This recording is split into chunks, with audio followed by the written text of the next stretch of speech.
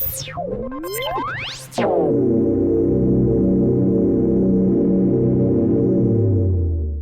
is your weekly report on corruption in the Philippine government.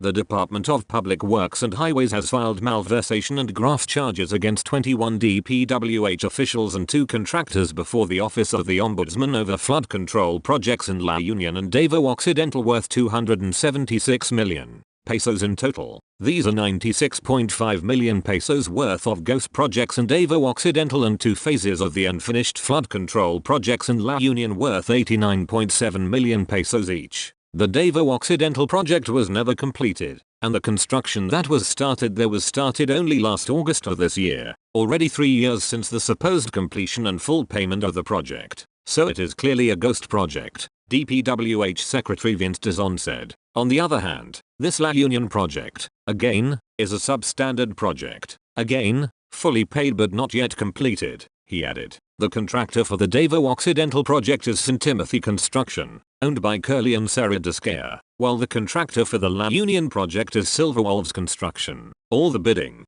project implementation, paying the contractors, all of these happen at the District Engineering Office. All the payments, approval and certification, Dizon said. Those are the initial persons we sued because it is where the evidence leads us, Dizon added. Likewise, Dizon and Ombudsman Jesus Crispin Ramila said the Ombudsman will also probe allegations that Benguet Lone District Representative Eric Yap is a beneficial owner of Silverwolves Construction and that Davao Occidental Rep Claude Bautista's involvement in the ghost project in his jurisdiction. A person of interest here is Congressman Eric Yap, who is known to be the beneficial owner of the company Silverwolves. He divested from it a few years ago, supposedly, but there is reason to suspect that he's still the beneficial owner of the company, so there's a clear case of conflict of interest also. Punishable also under Republic Act 3019 Anti-Graft and Corrupt Practices, Ramila said. Yap served as the House Committee on Appropriations chairman from 2020 to 2022. We will also look into the allegations that Claude Bautista, the congressman from there, at that time, I think, he is still the congressman, is the beneficial owner of the construction company, Ramila added.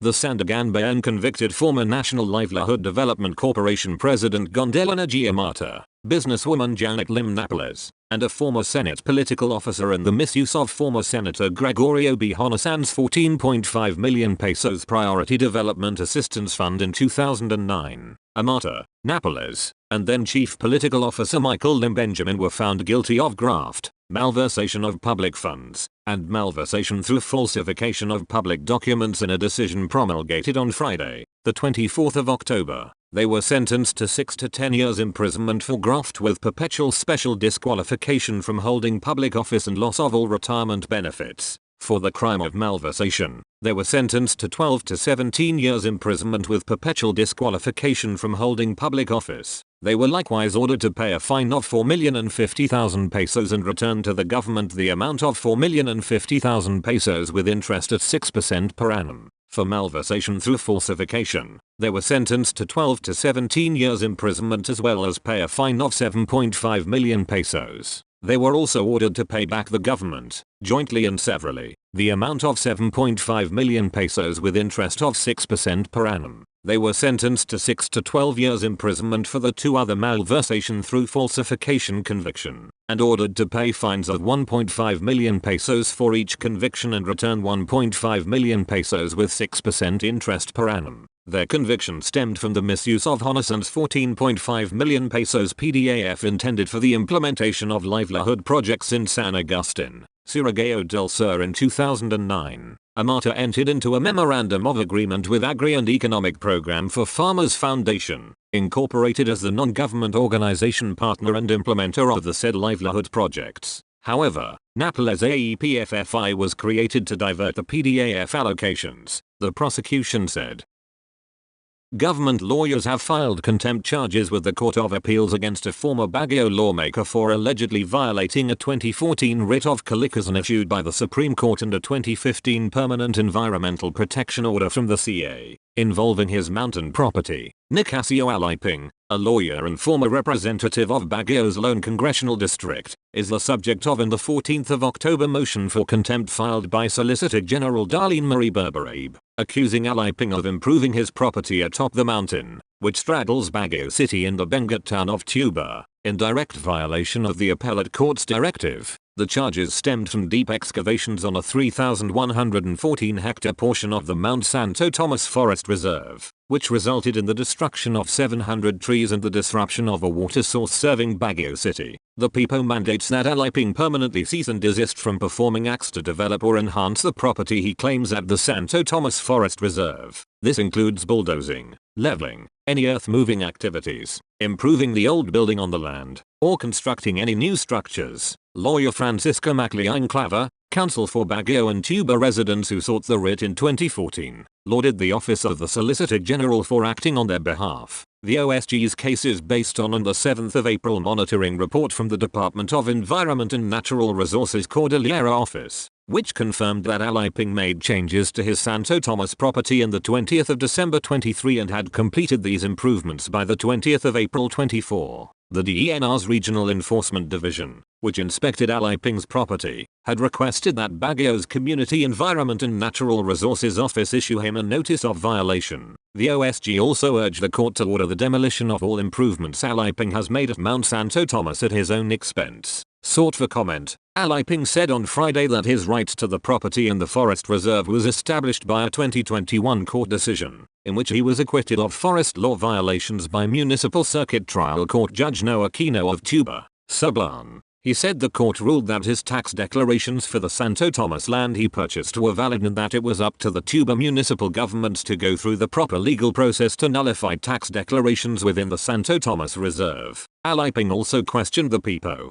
arguing it held him responsible for the excavations without due process. However, the SC dismissed his complaint in a 2022 ruling and upheld the PIPO. Aliping claimed he was being unfairly singled out in the OSG's actions, as other landowners in Mount Santo Tomas had not been reprimanded for similar activities. I read about my new charges on social media. Is it illegal to improve and renovate your property? Everyone in the area has been making improvements. In fact, some are building new structures, but I am once again the villain, he said in a series of text messages. Aliping also pointed to the DENR as a respondent in the writ of Calikasan, saying, the DENR allowed more or less 91 titles to be issued in the area. That act of the DENR is obviously illegal. The DENR should be investigated. The DENR report said that Aliping's property, originally a small structure made of wood and galvanized iron sheets, has now been transformed into a concrete building. The property was reportedly being used to accommodate guests when inspectors came on the 20th of December 23 and the 20th of April 24.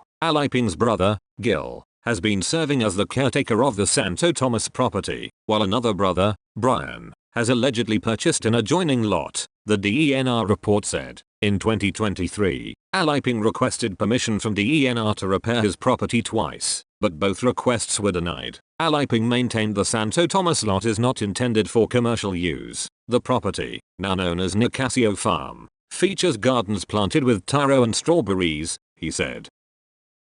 More administrative and criminal cases have been filed against the police major who allegedly sexually harassed a Philippine National Police Academy cadet, the National Police Commission said on Friday. The development came after two more cadets allegedly sexually harassed by the police major, a tactical officer in the academy whom both the PNP and Napolcom did not name, came forward. They reported it to us last the 16th of September. I talked to them myself, Napolcom Vice Chairperson and Executive Officer Rafael Calinazan said in Filipino in an interview with reporters at their Quezon City office on Friday. We investigated it and the cases here in the National Police Commission. The admin cases, those were filed the 15th of October, if I'm not mistaken, he added. As for the criminal cases, only one of the two new victims filed a complaint for sexual harassment before the Silang Cavite court against the police major. According to PNPA Director Brigadier General Andre Dizon in an interview Thursday night on DZMM, while Dizon did not say when the supposed incidents of the two new cases took place, he said the police major allegedly took each of the three victims to his personal quarters and sexually harassed them there. All of his victims had pending case before the PNPA. He offered to help them and those he approached really hoped for his assistance. That's how he was able to do it. The first victim was allegedly sexually harassed early morning last the 31st of July. He filed a complaint for acts of lasciviousness against the police major before the Silang Amadeo Municipal Circuit Trial Court on the 7th of August. The Nepalcom formally charged the police major for grave misconduct and conduct unbecoming of a police officer last the 22nd of August. This incident is really isolated because we truly did not expect an officer to act this way, Dazon said. All of those assigned here undergo vetting or a complete background investigation. This time, we tightened it in such a way that even their personal activities are being monitored, he added. A 24-year-old Sangguniang Kabataan councillor was apprehended on Saturday, the 25th of October, in a buy-bust operation in Salai City, Negros Occidental. The suspect Matthew was arrested after he sold suspected shabu valued at 2,800 pesos to a police poser buyer. Seized from the suspect were 7 grams of shabu worth 47,600 pesos and non-drug evidence. Police Lieutenant Colonel Mark Anthony De Roca, Salai Police Chief, said Matthew was identified as a source of illegal drugs by a 29-year-old man who was nabbed in a buy-bust operation in Barangay Lopez, Salai City on the 17th of October. Police conducted a follow-up operation where they verified the information. Baroka said Matthew was a high-value individual in the illegal drugs trade and the 11th government official arrested for a drug offense in the city under his stint. The barangay official, who was apprehended for the first time for drug peddling, faces drug-related charges.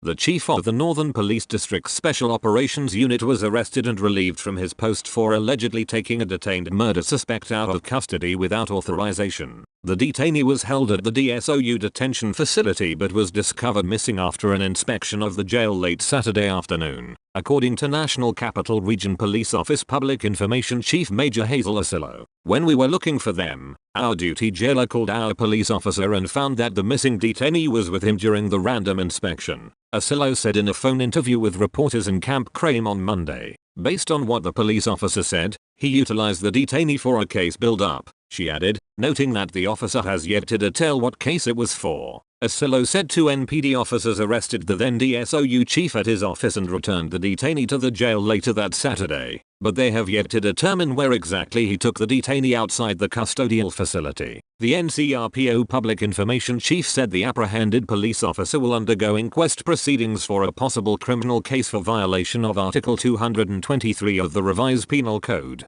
which pertains to conniving with or consenting to evasion of service of sentence. She added that the NCRPO was exploring whether it can file an administrative case for grave misconduct against the then DSOU chief. Inquirer.net opted not to identify both the then NPDSOU chief and the detainee allegedly taken out of custody until it is able to reach them for comment.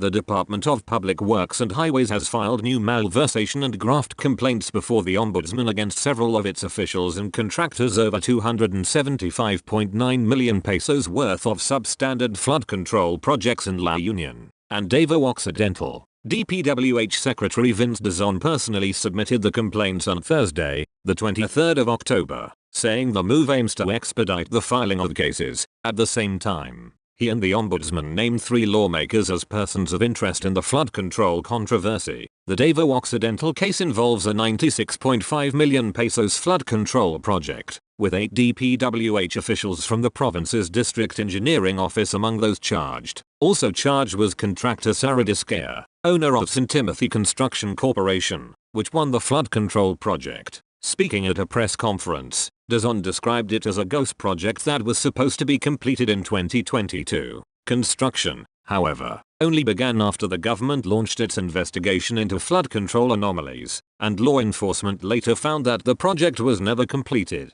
So far, it's already been 3 years since the supposed completion and full payment of the project, so it is clearly a ghost project, he said. Meanwhile, the La Union case, Dizon said, involves 2 phases of a flood control project split into contracts worth 89.7 million pesos each, totaling 179.5 million pesos. The project was awarded to Silverwolves Construction Corporation, represented by its general manager, Moises Tabucol, and has already been fully paid. 12 officials from the DPWH La Union 2nd District Engineering Office were also charged alongside Tabucol. According to Ombudsman Boying Ramila, Reps Edvic and Eric Yap are 2 more persons of interest in the La Union flood control project, saying Eric held a stake in Silverwolves construction a few years back. Dizon said Baguio City Mayor Benji Magalong gave them the lead. He divested from it a few years ago supposedly, but there is reason to suspect that he's still the beneficial owner of the company, Ramila said. He also noted that Eric served as House Appropriations Chair from 2020 to 2022, the same period when the Discares were awarded the La Union Flood Control Project.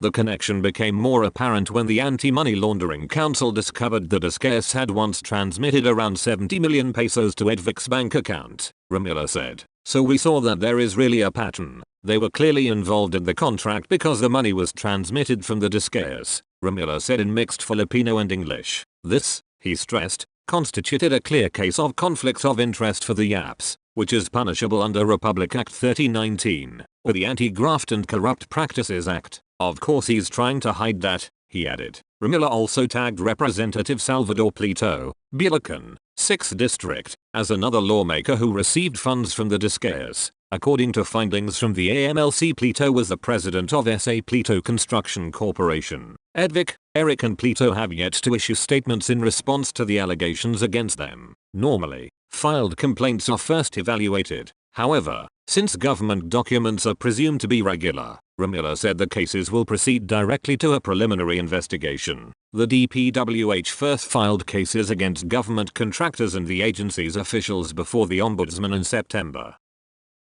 A regional trial court in Palawan has found Culion Mayor Cesar de Vera and his wife Maria Virginia, who also once served as the town's chief executive, guilty of child abuse in violation of Section 10 of Republic Act No. 7610, or the Special Protection of Children Against Child Abuse, Exploitation, and Discrimination Act. Acting Presiding Judge Ryan Hartzell Bilisacan of the Coron Regional Trial Court Branch 163, in a ruling dated the 24th of October, sentenced the couple to 4 to 6 years of imprisonment and ordered them to pay a 15,000 pesos fine and 40,000 pesos for moral and exemplary damages to the family of the complainant. The case stemmed from a complaint filed by the parents of a male minor who accused the de Veras of physical abuse at the Culion Municipal Police Station on the 20th of June 18. The complainant's child was 15 years old at the time. In 2023, the couple pleaded not guilty, after which a trial ensued, with the prosecution presenting the victim, his mother and 6 other witnesses.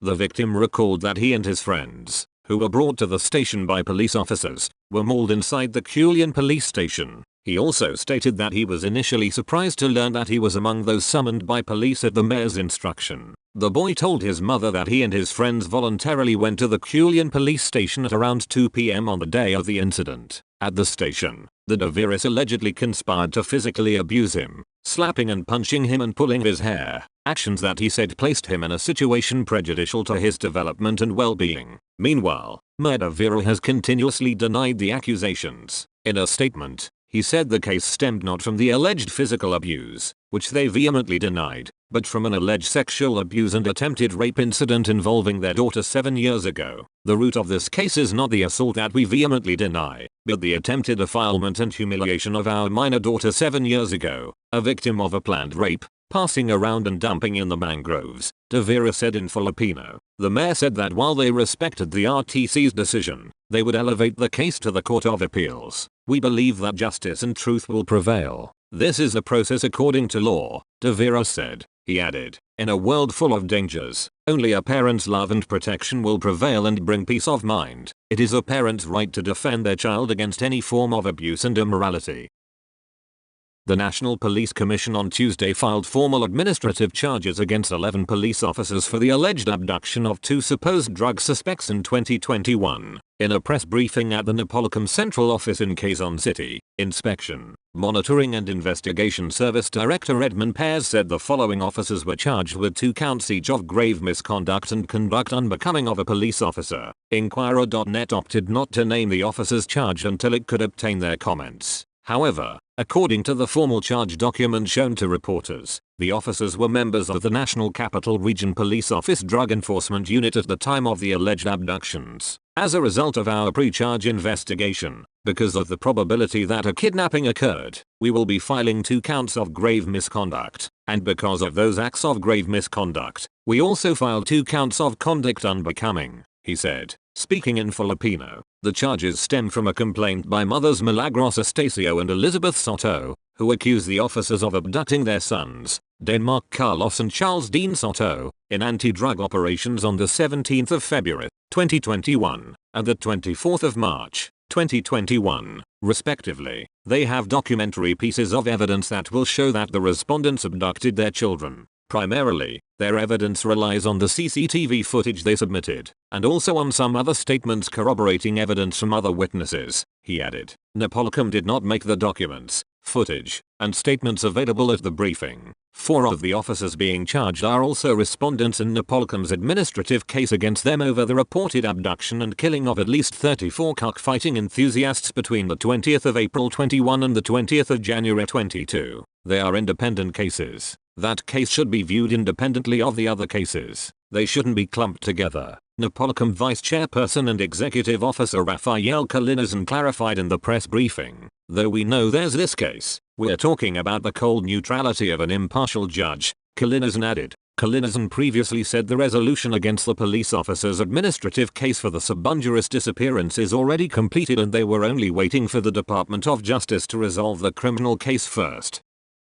The Sandiganbayan 4th Division has ordered the arrest of Pagsanjan Mayor Georgie R. Ejacito Estragon and Marilyn M. Bruel for the service of their sentence following their final conviction for graft. Officers of the United Boatmen Association of Pagsanjan presented to the media on Tuesday, during a press conference at David's Tea House in Colombo City, the minutes of the Sandiganbayan proceedings dated the 20th of October, 2025. The judgment of conviction rendered in the case against accused George Ejacito Estragon and Marilyn M. Bruel having already become final and executory, let a corresponding warrant of arrest be issued against them for service of their sentence. The Sandiganbayan resolution stated, UBAP chairperson Jose Rivera expressed the group's elation over what he described as a long-awaited triumph of justice, noting that their fight began in October 2008. This ruling marks a historic victory not only for our group but for the people of Pagsanjan who have long sought accountability, honesty, and integrity in public service. This proves that justice continues to prevail in our country and that no one is above the law, Rivera said. Estragon and Bruel, proprietor of First Rapids Care Ventures, were earlier found guilty beyond reasonable doubt of violating Section 3E of Republic Act 3019 or the Anti-Graft and Corrupt Practices Act. They were sentenced to an indeterminate penalty of 6 years and 1 month to a maximum of 8 years of imprisonment, with perpetual disqualification from holding public office. That's all for this week. I'll see you next Friday with more stories of corruption and foolishness within the Philippine government.